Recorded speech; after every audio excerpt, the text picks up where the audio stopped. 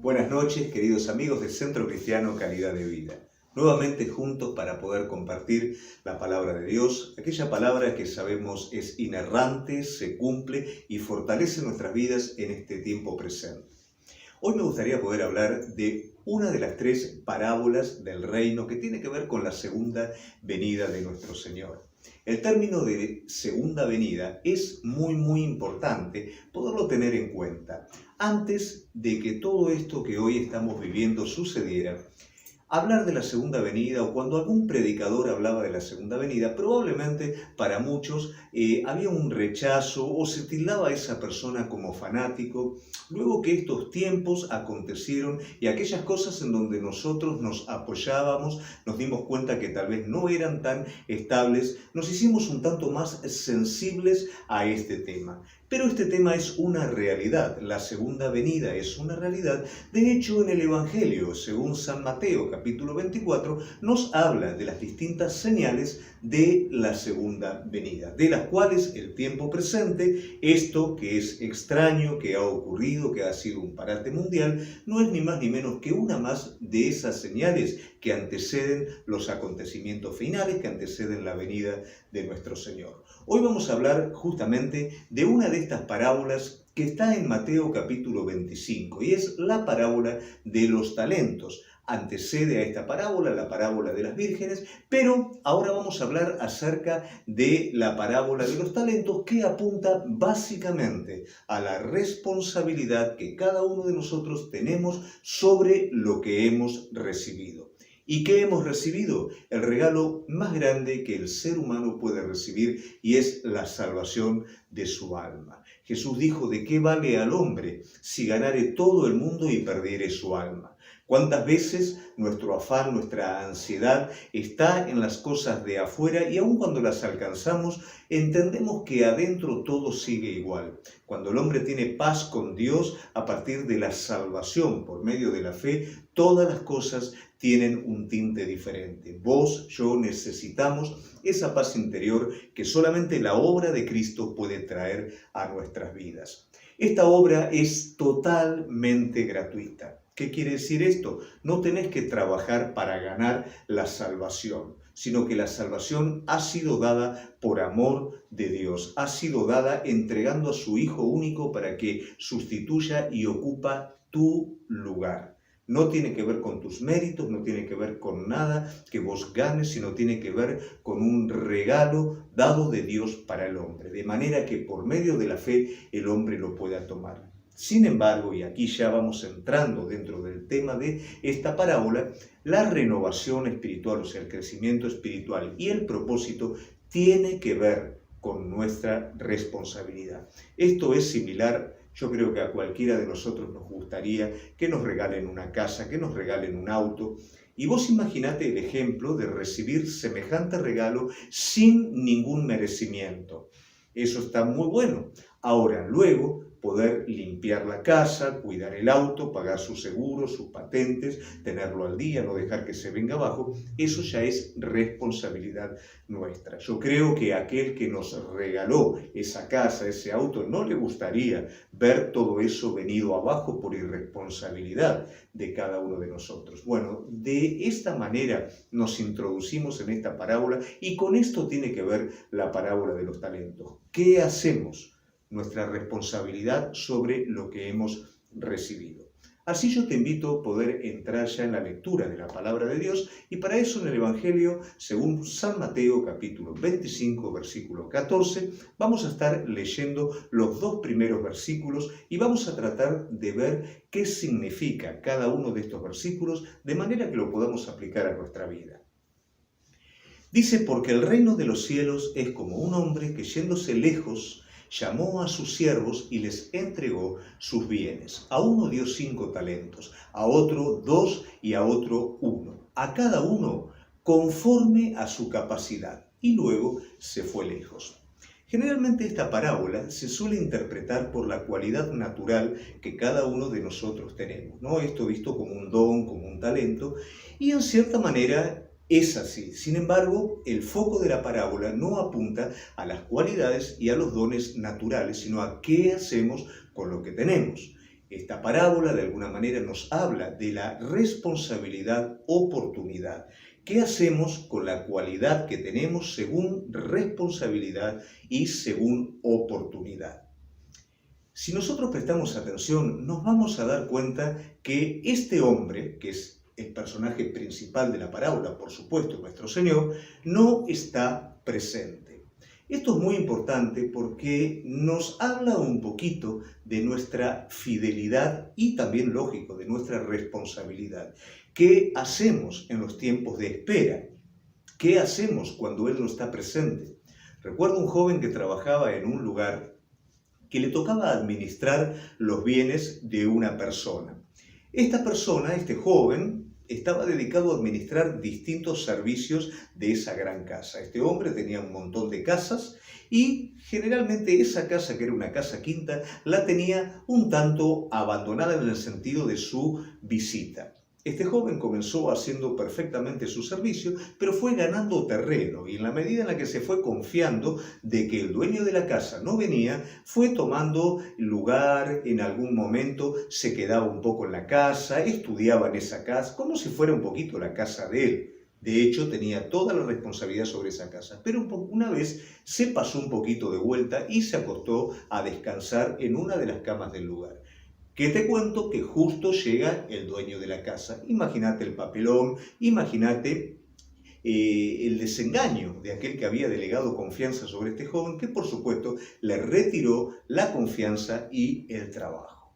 De esta manera, nosotros somos responsables de qué hacemos mientras el Señor no está. La ausencia del Señor no es negligencia, sino es todo lo contrario, es tiempo de oportunidad. Es tiempo para que cada una de las cosas que nosotros no tenemos ordenadas de la forma correcta, las podamos ordenar. Es tiempo para que aquellas áreas en nuestra vida que no están bien puedan cambiar, pueda haber un arrepentimiento. Los días jueves en Apocalipsis vemos cómo el Señor de manera continua y en cada una de las iglesias está no solamente marcando el error, sino dando la oportunidad al cambio.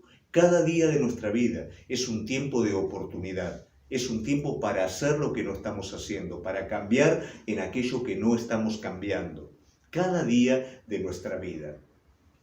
También es interesante notar que culturalmente esto era algo normal. Si bien es una parábola, pero también tiene que ver rasgos culturales en los cuales los señores de esa época, los dueños de esclavos, daban determinada suma a sus esclavos con el fin de que ellos pudieran negociar. Aquello que hoy se conoce con el nombre de empoderar a alguien o empoderamiento era lo que ellos hacían sobre sus esclavos. Los empoderaban para que de esa manera ellos multiplicaran sus bienes, multiplicaran el dinero. Y según la cualidad, porque cada uno tenía algo específico, algo en lo que se destacaba en forma específica.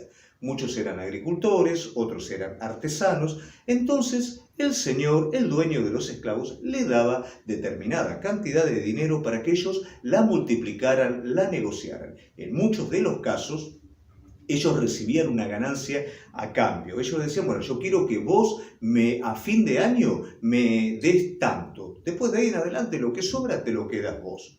En otros casos no, directamente todo. La ganancia era para el dueño, pero sí tenían esta libertad de hacer como ellos les pareciera. Por supuesto que para esta libertad tenía que haber una cierta confianza sobre sus empleados. Bueno, esto era un poquito lo que culturalmente había en esa época. Ahora bien, los talentos tienen que ver con una unidad de peso. O sea, el talento era el equivalente a la cantidad de oro y plata en la cual un trabajador ganaba a lo largo de todo un año de trabajo. Vos imaginate que un solo talento, vamos a ver en la parábola, que uno recibe, el que menos recibe un solo talento. Es un año tuyo de trabajo o de ganancia de tu emprendimiento. Un año entero. Mirá todo lo que se podía hacer con eso. Entonces, él delega esa confianza sobre sus siervos. Se va y los deja para que ellos negocien lo que les ha sido dado.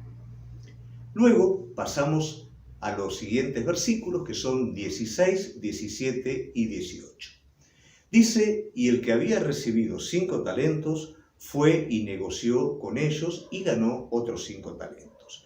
Asimismo, el que había recibido 2 ganó también otros 2. Pero el que había recibido 1 fue, cavó en la tierra y escondió el dinero de su señor.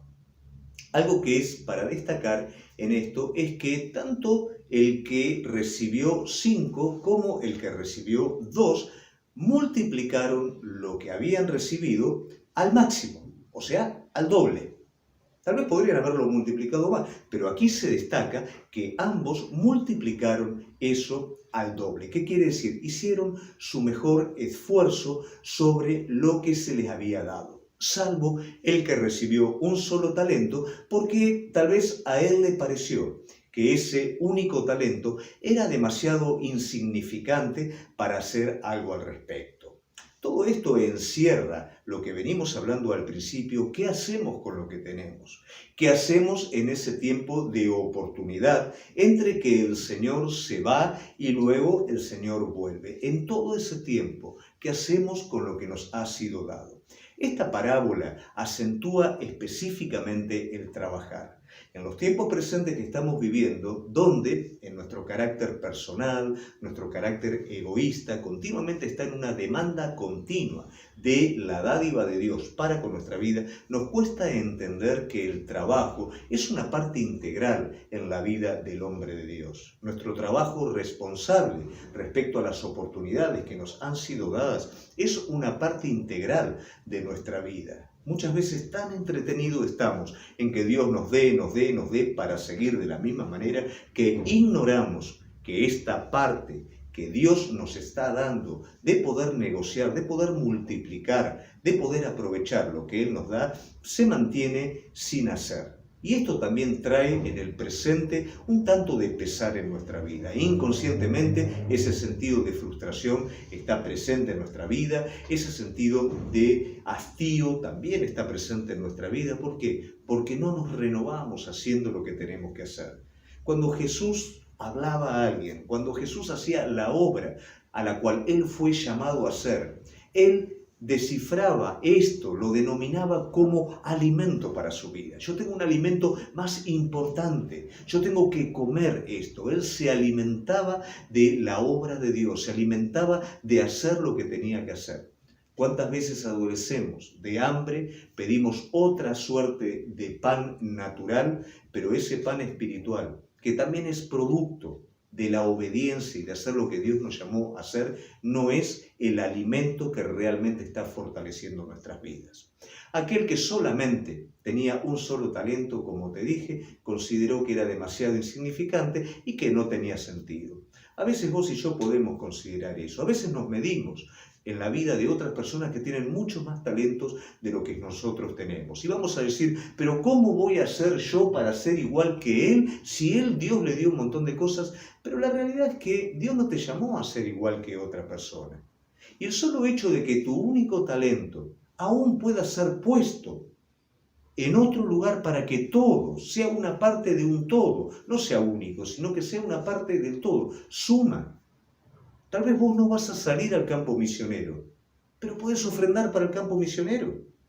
Tal vez no vas a salir ni tenés para ofrendar, pero tenés para interceder por el misionero que está afuera, o para hacer una llamada o un mensaje a aquel misionero que está sirviendo.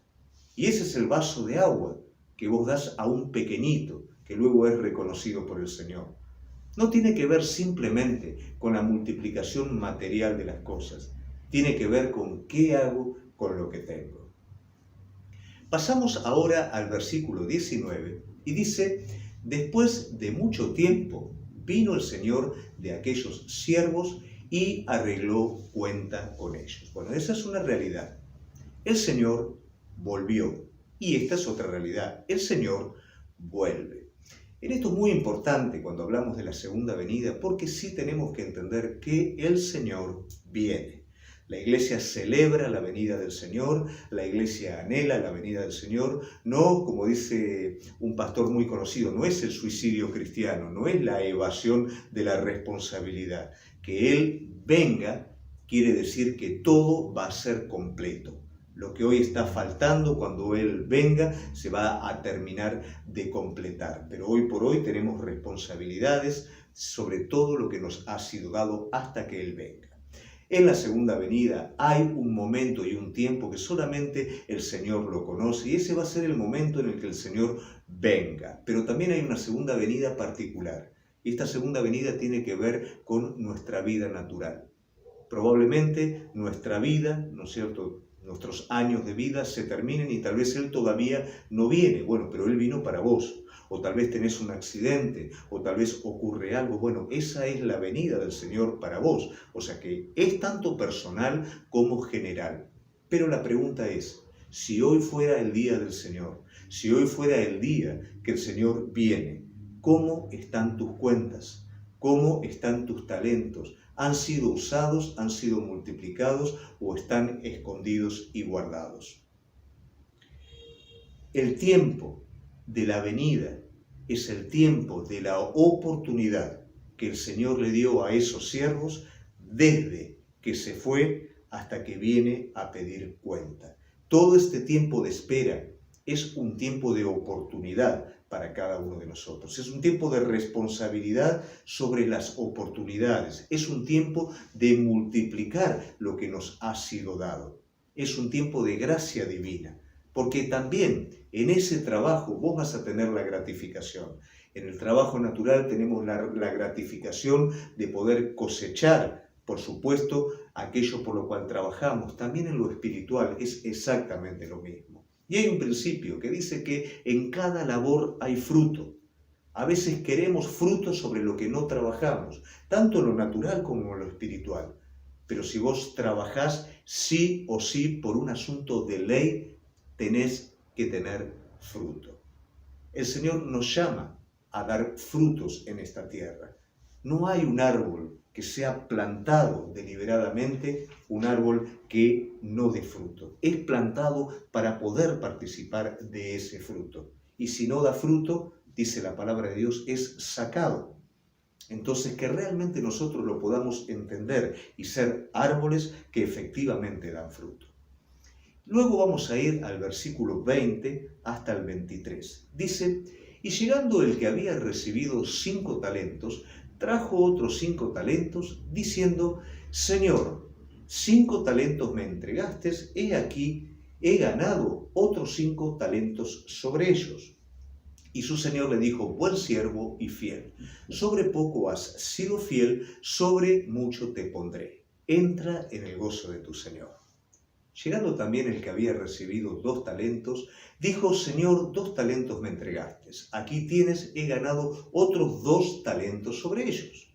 Su señor le dijo, buen siervo y fiel, sobre poco has sido fiel, sobre mucho te pondré, entra al gozo de tu señor. Aquí estamos viendo que el resultado de la responsabilidad, el haber aprovechado bien las oportunidades que Dios le dio, llama justamente a este siervo, buen siervo, fiel, y lo llama a una participación íntima con él, que es entrar en el gozo del Señor. Estos 2 siervos tenían distinta cantidad de talentos. Sin embargo, como dijimos anteriormente, ambos multiplicaron al máximo lo que el Señor les había dado. Es muy particular que nosotros podamos entender, el Señor aquí no hace diferencia entre la cantidad de talentos, sino entre lo que se hizo con lo que Él les había dado. Uno multiplicó al 100%, el otro multiplicó también al 100%. Todo lo que el Señor les había dado creció, todo fue usado correctamente, todo fue multiplicado. Ahora bien, vas a prestar atención que en estos versículos el Señor no dice, qué bueno la cantidad que me traes, ¿no? Sino lo primero que recalca que es buen siervo y fiel. Primero es el carácter, primero es el estado. Y luego es el producto, luego es la multiplicación. Ahora, es imposible que si el carácter es bueno, no haya resultado, no haya multiplicación. Es parte de una misma cosa, es un todo. El buen siervo y fiel multiplica. El buen siervo y fiel por sus obras es conocido. Sus obras son las que dan testimonio. Es imposible que hayan obras puras de santidad que sean antagónicas al carácter de la persona. Ambas cosas son una misma. Y esto es lo que el Señor está recalcando. No la cantidad que multiplicó, sino el estado del siervo. El estado es buen siervo y fiel. Es bueno y es fiel. Luego, en el versículo 24 al 30, y ya entrando en la parte final, dice, pero llegando también el que había recibido un talento, dijo, Señor, te conocía que eres hombre duro, que ciegas donde no sembraste y recoges donde no esparciste. Ahí lo vamos a ver de a uno, un poquito porque es mucho el contenido. ¿Qué quiere decir? La excusa de aquel siervo que no hizo absolutamente nada en el tiempo de espera con lo que le había sido dado, porque tal vez consideraría que, ¿qué voy a hacer? Un solo talento. Él recibió el doble, el otro recibió 5 más. Pero este siervo ignoraba que él sería recompensado según lo que le había sido dado. No se le pedía a este siervo que multiplicara como el que tenía 5 ni como el que tenía 2, simplemente que hiciera lo correcto con lo que él tenía. Pero vemos que lo que él está hablando, lo que él está diciendo, es directamente una acusación contra su Señor. Ese era el motivo por el cual él no había multiplicado. Él lo está acusando y a través de esa excusa se está justificando a sí mismo sobre lo que tendría que haber hecho y no hizo. El 25 señala, por lo cual tuve miedo, fui y escondí tu talento en tierra, aquí tienes lo que es tuyo. De la misma manera que el resto de los siervos pudieron reconocer que lo que les había sido dado no le pertenecían, ocupando de esa manera el lugar de mayordomos, de la misma manera este siervo entiende que lo que le fue dado no era suyo. Por eso lo guarda y por eso está preparado para podérselo devolver. No se lo había apropiado como algo para sí mismo. Sabía específicamente que eso le había sido dado por el Señor, pero por miedo lo guardó. ¿Qué quiere decir? A veces consideramos que lo que recibimos es demasiado poco y no es lo suficiente como para jugarnos con él, por ello. De repente diríamos, el que tiene 5 es más fácil, se la puede jugar, pero cuidado porque esa persona tiene responsabilidad sobre los 5 que tiene. El que tiene 1 dice, y no es lo suficiente. ¿Y si no sale el asunto? ¿Y si yo me la juego por esto? Pero la realidad es que no sale y no es lo suficiente. No, entonces más vale lo guardo. Sé que está, sé que es del Señor, sé que el Señor me dio, pero antes de gastar mi vida y de invertir mi tiempo en esto, cuando Él venga de la misma manera que me lo dio, yo se lo devuelvo y se lo doy. Mientras tanto, me juego por otras cosas. Y esto es un poquito lo que este siervo estaba expresando. Su motivo era por un falso conocimiento de Dios. Su excusa era que Dios era malo. Ese hombre era malo. Y el fruto fue que escondió lo que tenía. Cuidado, porque es nuestro concepto de Dios lo que va a llevar a que nosotros aprovechemos correctamente las oportunidades que Él nos da, ya sea con un talento, con 2 o con 5. Respondiendo su señor dijo, siervo malo y negligente, sabías que ciego donde no sembré y recojo donde no esparcí. Por lo tanto, debías de haber dado mi dinero a los banqueros y al venir yo hubiera recibido lo que es mío con los intereses. ¿Qué quiere decir? Esto es un tanto una ironía. Si realmente yo soy así, en vez de hacerlo porque considerás que soy bueno, me considerás malo y lo hubieras hecho de cualquier manera. No había excusa frente a esto. Pero si vos prestás atención, el Señor no enfoca sobre los bienes que faltan, sino enfoca sobre el carácter, ¿no? Y dice, siervo malo y negligente. De la misma manera que resalta el estado de los demás siervos, que son buenos, que son fieles, resalta también el estado de este siervo que es malo y negligente. Malo por los motivos que había en su corazón, malos por el criterio que tenía hacia su Señor y la excusa que utilizaba, y negligente porque no hizo nada con lo que tenía, sino que simplemente decidió guardarlo. ¿Cuántas personas de esta manera guardan lo que tienen y no están dispuestos a arriesgarse, no están dispuestos a dar ese otro paso que le va a permitir comenzar a poner en funcionamiento esto? ¿Cuántas personas retienen, ya sea o porque se excusan en la iglesia, en que alguien me hirió, me lastimó, la iglesia no es buena? ¿Y cuántas excusas hay al respecto? Pero no es ni más ni menos que justificar mi temor, mi miedo, mi falta de fe, mi no quererme jugar por lo que Dios me dio. Quitadle el número 28, pues el talento, y dadlo al que tiene 10 talentos, porque al que tiene se le será dado y tendrá más, y al que no tiene, aún lo que tiene le será quitado. Bueno, en esto, por más que nos parezca un versículo duro, no hace ni más ni menos que resaltar de alguna manera el amor y la justicia del Señor.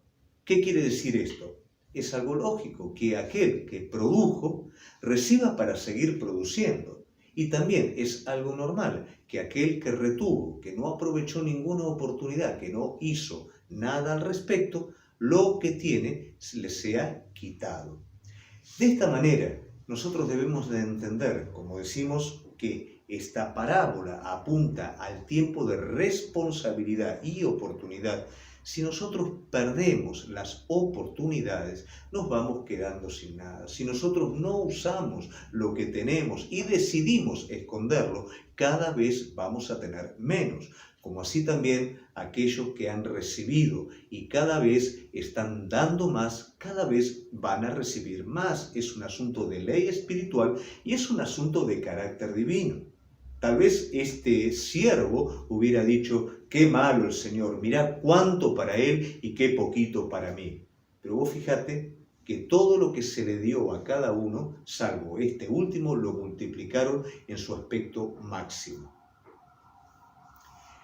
El número 29, el 30 mejor dicho, dice, y al siervo inútil echadle en las tinieblas de afuera. Allí será el lloro y el crujir de dientes. Y esto tiene que ver con la proporcionalidad de lo que cada uno recibe, ¿no es cierto? Vemos que uno entran en el gozo del Señor. ¿Qué quiere decir? Entran en una participación continua con Él, mientras que el otro es desechado. Por supuesto que todo el mundo va a tener que dar cuenta de sí mismo. Vamos a tener que dar cuenta de oportunidades que hemos dejado pasar, personas que se les predicó, que se les dio la oportunidad de conocer a Jesucristo. Esas oportunidades van a estar presentes.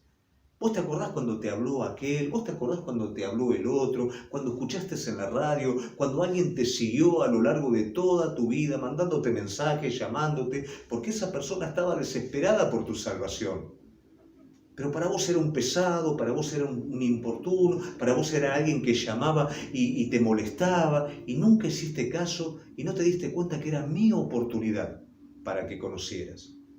¿Cuántos otros, habiéndole dado tanto al Señor, pero por miedo a perder, ¿no es cierto?, no utilizaron lo que el Señor les daba, prefieren, guardarlo, hacer otra cosa? Pero finalmente hay un galardón, finalmente hay una recompensa que es proporcional a todo lo que hemos hecho según tiempo y oportunidad. Y la recompensa más grande para el que ama a Dios, para que el que multiplicó lo que Dios le es participar eternamente con Él. Mientras que la consecuencia más grande para aquel que rechazó oportunidad, rechazó todo, es estar eternamente separado de Él. Esta parábola nos tiene que llamar, amigos, a una reflexión. Nos tiene que llamar a considerar el tiempo que Dios está permitiendo. No es un tiempo en el que Dios se desentiende, se olvida, no es un tiempo de negligencia, es un tiempo de oportunidad. Cada persona, querido amigo, que se acerca a vos, ya sea predicándote el Evangelio, cada hermano que se te acerca en la iglesia, que te alienta en el momento que vos estás bajoneado, que hasta te parece que pesado, viene y me está continuamente llamando por teléfono, por supuesto, porque está desesperado. Está viendo tu estado y está queriendo ayudarte, y eso es oportunidad de Dios. Por más que vos le hayas dicho no 1000 veces, y Él viene 1000 veces y golpea la puerta, va a haber un momento que la puerta no va a golpearse más, pero no porque Él deje, sino porque este Señor que se fue, volvió. Él va a recibir conforme a tantas veces golpeó en tu puerta. Pero vos vas a recibir conforme a cuántas veces rechazaste esa oportunidad. Por eso que el tiempo presente, querido amigo, es un tiempo bueno. Es un tiempo para, si estamos dormidos, despertarnos. Es un tiempo para poder resolver aquellas cosas que hace tantos años vienen inconclusas y vienen dejadas al costado. Es un tiempo para salvación. Si tantas veces golpearon tu puerta, hablándote de Jesucristo, enseñándote, es tiempo para que abras no solamente la puerta de tu casa, sino que abras la puerta de tu corazón. Es un tiempo de oportunidad. Es un tiempo en el que el Señor te está ayudando a que vos, aunque parezca lejos, multipliques lo que te ha sido dado. Los jueves vemos en la iglesia de Apocalipsis cómo, aunque el Señor marca el error, les da el camino de salida. Cómo el Señor en cada momento boga por su pueblo, boga por la vida de cada uno de nosotros. Y aunque aún nos equivocamos, y aunque aún tenemos fallas, y aunque aún somos negligentes, Él vuelve con una nueva oportunidad para decir, todavía hay tiempo. Todavía podés multiplicar lo que yo te di. Todavía es tiempo de oportunidad. Lo que hoy estamos viviendo, querido amigo, como iglesia y aquellos que no conocen también, que realmente lo podamos interpretar como un tiempo de oportunidad. Un tiempo que Él nos da para multiplicar todo lo que nos ha sido dado. Es mi deseo que esta parábola, que es una parábola de servicio, que es una parábola de trabajo, nos pueda despertar a la responsabilidad de hacer lo mejor con lo que nos ha sido dado. Te invito a poder orar. Señor amado, yo quiero agradecerte en este tiempo por la vida de cada uno de mis amigos, cada uno de aquellos que nos están siguiendo. Es mi deseo que hoy nos estés despertando como individuos, como iglesia, a la consideración que tú vuelves, a la consideración que hemos recibido talentos, a la consideración que es un tiempo propicio de oportunidad para multiplicar esos talentos. Yo ruego en el nombre de Jesús, Señor, que esta verdad pueda estar golpeando el corazón de cada uno de nosotros, guiándonos a ese cambio que vos estás esperando en nuestras vidas. Gracias te damos, Señor, en el nombre de Jesús. Y gracias, querido amigo, por acompañarnos como lo haces cada jueves y como lo haces cada sábado. Mi deseo es que esta palabra pueda ser de bendición para tu vida. Y si querés seguir hablando al respecto, tenemos un tiempo de Zoom para poder tener un momento más de adoración y un momento más de escudriñar, de estudiar y de aprender esta palabra. Dios te bendiga.